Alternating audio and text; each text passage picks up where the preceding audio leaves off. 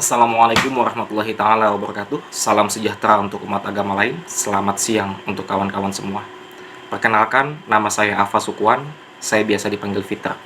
Hari ini, hari Minggu, tanggal 17 Mei tahun 2020, saya akan mencoba mengkritisi kebijakan yang telah dikeluarkan oleh Bapak Joko Widodo selaku Presiden Republik Indonesia, di mana beliau telah mengeluarkan Perpres nomor 64 tahun 2020 mengenai kenaikan iuran BPJS Kesehatan. Saya di sini mewakili suara rakyat yang merasa keberatan atas kebijakan yang telah Bapak ambil melalui Perpres tersebut. Dalam mengkritisi hal tersebut, berikut ini juga saya akan mengulas perbedaan iuran BPJS Kesehatan bagi peserta penerima upah dan juga peserta bukan penerima upah. Berdasarkan aturan yang ada, iuran BPJS Kesehatan bagi peserta penerima upah adalah sebesar 5% dari gaji pokok yang diterima oleh si pekerja tersebut, di mana 1%-nya dipotong dari si karyawan dan 4%-nya itu ditanggulangi oleh pihak perusahaan ataupun instansi ataupun lembaga tempat si karyawan itu bekerja. Iuran bagi peserta penerima upah itu juga untuk menanggung peserta tersendiri, pasangannya, dan juga 3 orang anaknya. Berarti untuk peserta penerima upah, dari 5% tersebut, itu yang ditanggung adalah sebanyak 5 orang. Di mana berdasarkan aturan yang ada, jika si pekerja atau penerima upah tersebut memiliki gaji pokok di atas 4 juta, maka dia mendapatkan fasilitas kesehatan kelas 1. Dan jika itu gaji pokoknya di bawah 4 juta, dia mendapatkan fasilitas kesehatan kelas 2. Di sini saya akan mencoba mencontohkan penghitungan bagi pekerja yang ada di Provinsi Banten. Di Provinsi Banten yang terbesar UMP-nya adalah di Kota Cilegon. Bila kita lihat,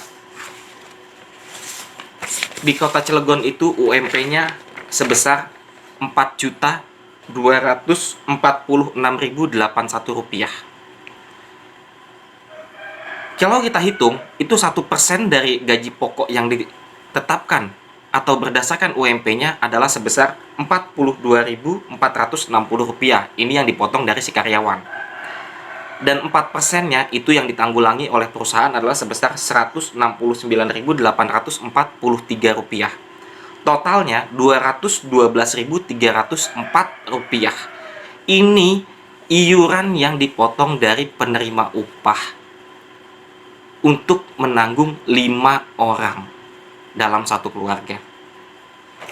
Nah, kita contohkan juga itu di daerah masih di Provinsi Banten yang UMP-nya paling rendah, itu berada di Lebak dengan UMP Rp2.710.654, di mana 1%-nya adalah sebesar Rp27.106. Ini yang dipotong dari si karyawan tersebut, dan 4%-nya sebesar Rp108.426. Jadi totalnya Rp135.532. Ini yang dipotong dari karyawan ataupun dari peserta penerima upah. Kalau kita mengacu kepada aturan, karena Lebak ini di bawah 4 juta, berarti dia mendapatkan fasilitas kesehatan kelas 2. Dan untuk Cilegon yang tadi saya sebutkan, itu karena di atas 4 juta, secara otomatis dia mendapatkan fasilitas kesehatan kelas 1. Sekarang, coba kita bandingkan dengan peserta yang bukan penerima upah. Kalau berdasarkan Perpres nomor 64 tahun 2020, dan kita contohkan juga itu dengan jumlah yang sama sebanyak 5 orang dalam satu keluarga. Untuk fasilitas kesehatan kelas 1, berdasarkan Perpres nomor 64 tahun 2020, itu adalah sebesar 150.000. Kalau dikali 5, ini dia harus membayar sebesar 750.000. Untuk kelas 2, ini sebesar 100.000. Dikali 5, 500.000. Untuk kelas 3, itu 35.000. Dikali 5, 175.000. Sekarang saya pertanyakan, sebandingkah iuran BPJS Kesehatan antara peserta penerima upah dan juga bukan penerima upah?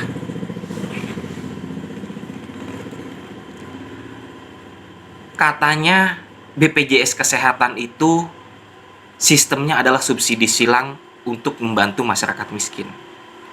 Sekarang saya tanya, masyarakat miskin yang mana?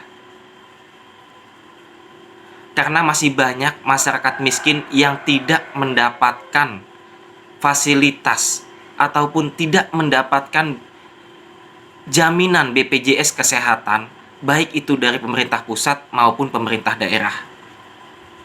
Dan saya juga tanya kembali, berapa banyak lowongan pekerjaan yang tersedia bagi masyarakat? Berapa banyak masyarakat yang bekerja di instansi ataupun lembaga ataupun perusahaan yang ditanggung BPJS Kesehatannya? Dan berapa banyak masyarakat yang mendapatkan jaminan BPJS Kesehatan yang ditanggung oleh pemerintah pusat maupun daerah?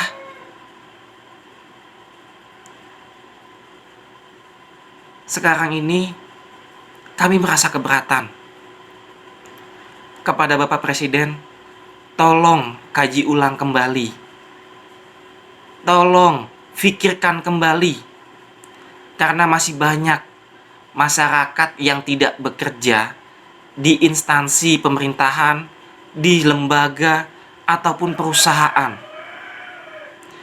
Dan masih banyak juga masyarakat yang bekerja sebagai pedagang, petani, nelayan, buruh bangunan, buruh harian lepas, bahkan tukang rongsok. Jangankan untuk membayar iuran BPJS Kesehatan, untuk makan mereka sehari-hari saja mereka sudah susah.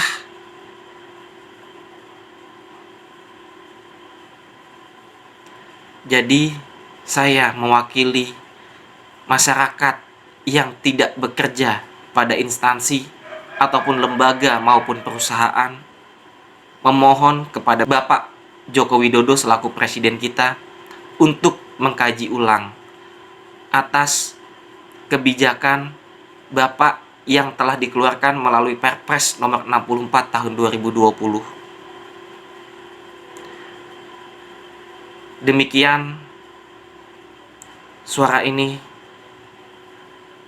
saya sampaikan. Saya mewakili rakyat yang merasa keberatan mengucapkan terima kasih. Semoga apa yang saya ucapkan ini bisa sampai dan bisa didengar oleh Bapak Presiden kita. Terima kasih. Wassalamualaikum warahmatullahi taala wabarakatuh.